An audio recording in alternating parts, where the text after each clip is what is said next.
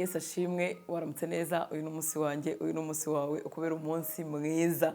Urakoze kuba mu ijambo ry'Imana, urakoze kubigirira umwete, urakoze kubyitaho. Imana ibiguhere umugisha kandi ubugingo bwawe bugende buhembuka, bugwiza imbaraga umunsi ku wundi. Turi mu buhanuzi bwa Yesaya, tugeze ku gice cyaho cya gatatu. Atangira avuga ngo dore Uwiteka umwami nyiringabo yanyaze ab'i Yerusalemu n'Abayuda icyari kibatunze n'icyo bari bishingikirijeho, umutsima wose n'amazi yose byabatungaga, n'umunyamaboko wese n'intwari yose n'umucamanza n'umuhanuzi n'umupfumu n'umukuru n'umutware w'ingabo 50 n'umunyacyubahiro n'umujyanama n'umunyabukorikori w'umuhanga n'umupfumu ujijutse. Nuvuga ngo yabanyaze ibyishingikirizo byabo byose, aho bakuraga umutsima, aho bakura amazi, aho bakura ibibabeshaho, abatware babo, abakomeye babo, bose yarabanyaze. Ariko none ikintu gitangaje, yabanyaze n'ibishukana byajyaga bigira icyo bibamarira. Aho niho harimo ubupfumu n'ubukonikoni. Nuvuga ngo hari igihe ibyo bintu byose Imana ibyivangamo byose bigahinduka ubusa. Ngo nzabaha abana aho abatware, abana bato nibo bazabategeka. Abantu bazarenganywa, umuntu wese azarenganya mugenzi we, undi azarenganya umuturanyi we, umwana azasuzugura abakuru n'umutindi azasuzugura abanyacyubahiro. Icyo gihe umuntu azafata mwene se wo mu rugo rwa se, amubwira ati ubwo ari wowe ufite imyambaro aba ari wowe uba umutware, n'iri tongo aba ari wowe uritegeka. Uwo munsi azahakana avuge cyane ati simbasha kubabera umukiza kuko nta byo kurya mfite mu rugo rwanjye, nta n'imyambaro, ndanze ko mungira umutware w'abantu. Muri make ibintu bizacuramo. Abatware bagomba kuba ari abagabo bubaha Uwiteka, bayobowe nawe, bafite n'imbaraga n'ubwenge bwo gutwara. Ariko uvuga ngo nzabaha abatwareho abana, hari n'ahandi avuga ngo nzabaha abagoreho abana, ibintu biba byacurama. Iyo Uwiteka atari mu bintu, ibintu biracurama. Isi yose ishobora kubona ntacyo bitwaye, ariko ibintu byose uzabona hirya no hino uzabipimire mu ijambo ry'Imana rivuga, nibwo bizatuma umenya ko byacuramye. Nka undi utabipimiye mu ijambo ry'Imana, umwe azakubwira ngo ni opinion yanjye, ni igitekerezo cyanjye, ngewe nuko mbyumva. None ibitekerezo bitubane byinshi, usigara uvuga uti aharaho nibi ngibi napfa kubifata. Ariko iyo icyo dupimiraho kibaye ijambo ry'Imana, bizatumenya ibizima, umenye n'ibyamaze gucurama, hanyuma ntiwifatanye nabyo. Dukomeje pfuka umurongo wa 8, ngo Yerusalemu hararimbutse n'Ubuyuda haraguye, kuko bagomera Uwiteka mu byo bavuga no mu byo bakora, bakarakaza mu maso he hafite icyubahiro.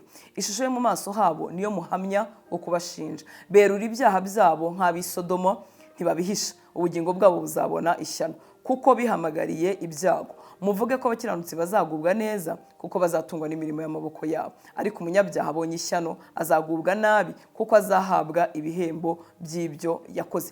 Hari abantu bavuze ngo ishusho mu maso yabo niyo muhamya w'ibibabamo, kandi bazerura ibyaha nta soni, nk'uko Isodoma hari hameze. Mubona uburyo muri iyi minsi wowe ari wowe ushobora gutinya kureba ikibi, ariko abantu beruye ibyaha nta soni, babishyira ku mugaragaro, ku buryo ushobora kujya kureba ahantu ahubwo ukaba ari wowe ukurayo amaso, ariko nyiri kubikora adafite isoni namba. Niyo mpamvu twebwe ari muri Kristo Yesu tutagombye kubibamo duhushuye inshuti z'Imana, kuko nubiba muhushuye ibyaha byuzuye isi bizagutembana, bizakurusha imbaraga. Bishobora no kutakurusha imbaraga ngo ubikore, ariko bikakwambura imbaraga zo guhamya no gukomeza guhagarara mu kuri. Imana ikuguriza imbaraga, uzi neza ibihe duhagazemo uko byifashe. Kuva kuri 12, ubwoko bwanjye burarenganywa n'abana kandi burategekwa n'abagore. Nyamuna bwoko bwanjye abakuyobora barakuyobya, bakarimbura inzira unyuramo. Uwiteka azacira imanza abakuru b'ubwoko bwe n'abatware babwo, kuko ari mwebwe mwariye uruzabibu mukarumaraho iminyago y'abakene iri mu ngo zanyu. Niki gituma mumenagura ubwoko bwanjye mugahera abakene? Niko Uwiteka umwami nyiringabo abaza. Kandi Uwiteka aravuga ati abakobwa b'i Siyoni bafite ubwibone kandi bagenda bashinze amajosi, barebana amaso y'ubuhehesi, bagenda bakimbagira bacinya inzogera. Iyo havuze ahanganga ubwoko bwanjye burarenganywa n'abana kandi burategekwa n'abagore, nyamuna bwoko bwanjye abakuyobora barakuyobya, bakarimbura inzira unyuramo. Ese nuko Imana itashyigikira ubuyobozi bw'abagore? Oya, si icyo ngicyo. Ariko nongere mvuge ngo ibintu byaracuramye.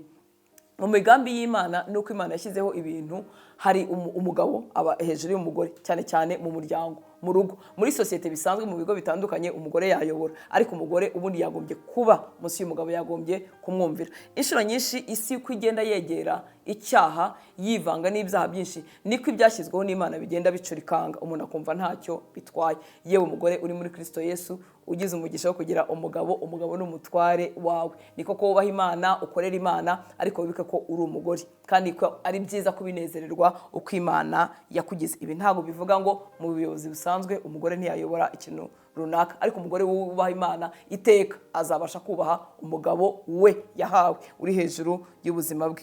Dukomeje ku murongo wa 17 ngo nicyo kizatuma Uwiteka ateza abakobwa b'i Siyoni ibikoko mu bitwariro, agatwikurura ibiteye isoni byabo. Ahangaha muri Bibiliya ijambo ry'Imana bitwereka ko ibikoko ari ibisebe mu mutwe. Ku murongo wa 17 ngo njyewe Nyagasani uhoraho nzateza ibisebe imitwe yabo, nzabamora imitwe ihinduke impara. Muri make ni imivu mirimo kubageraho.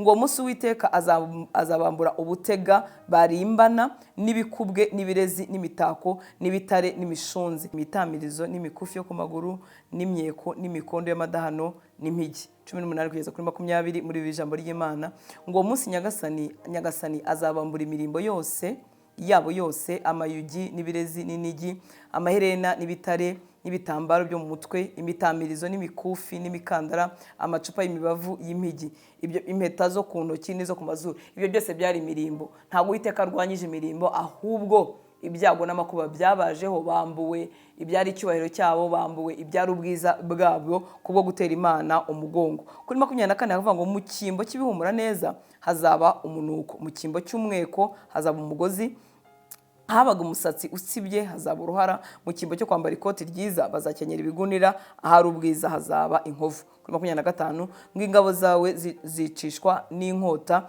intwari zawe zizagwa mu ntambara, amarembo y'i Siyoni azarira boroge, bazicara ku butaka hasigaye ubusa. Ibintu byose byaze gushika. Ijambo ry'Imana ni ukuri, inshuti y'Imana. Hari abantu babaho bibaza ariko se ubundi igihe Yesu azaza ryari, igihe bahere babivuga, ese ubundi ibingibi twabwirwa n'iki ko ari ukuri, ibingibi twabwirwa n'iki ko atari inkuru ziraho gusa. Nushaka uzita inkuru ziraho gusa, ariko ibingibi umuhanuzi Yesaya yahanuraga kubi Buyuda ni Yerusalemu byaje gushyika, byaje gusohoza ku buzima bwabo. Ibi bitwereka ko ijambo ry'Imana ni ukuri. Hitamo kuryiga, uhitamo kuryubaha, kandi uko uryubaha nuko urushaho kurishyira mu mutima wawe, unezererwa urugendo. Ntabwo mu rugendo ukanyarayo bihiwe, ahubwo urushaho kunezererwa urugendo. Kuko nubwo bimeze gutya, nubwo basubiye inyuma, nubwo bagoye gutya, ariko Imana ntiyabuze kongera kubagirira neza. Imana ihora idutegereje mu mbabazi zayo, ariko byakubera byiza duhisemo kuyumvira muri none, tutabishyize ejo. Ukaba uhagaze mu kintu kibi uzi neza ko kitajyanye n'ubushake bw'Imana, wibishyira ejo, wibyimura, kuko ejo ntabwo ari ahacu. Bifata uyu munsi, imbaraga z'Imana zigwire mu mutima wawe, zigushoboze kumvira Imana no gukora ibyo Imana ishaka, utarinze kwinjira mu gihano runaka. Imana iguha umugisha, Imana ikugwiriza ibyiza, ugira umunsi mwiza.